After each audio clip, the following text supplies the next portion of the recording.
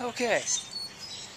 The other day, while I was at school, my aunt and uncle decided to come up and use the table saw in the tool shed, which is okay. But I want you to see the mess they left. And they just left it, too. This is my tool shed.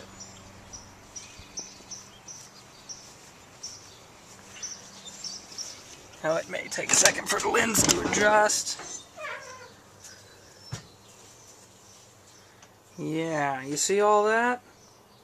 Sawdust. They use the table saw. And that's fine. But look at this.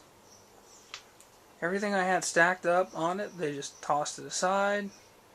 There's sawdust on everything. My toolbox over here. Sawdust on everything. I want you to see this. This sawdust here.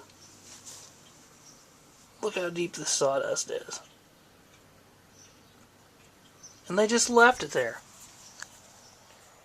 Sawdust on everything. Sawdust on the gas cans. These are the kind of relatives I have. They just come over, do whatever they want, and leave. You know, you could put some effort into picking up the sawdust. You know, someone once told me that friends are God's way of apologizing for family. And I would say that I don't think any of my friends would have left a mess like this. Look, it's on everything. I mean, everything in here has a little coat of dust on it. All because nobody wanted to do it. Oh, it's not my job. Why should I pick it up? Not my job. Yeah. Well, guess what?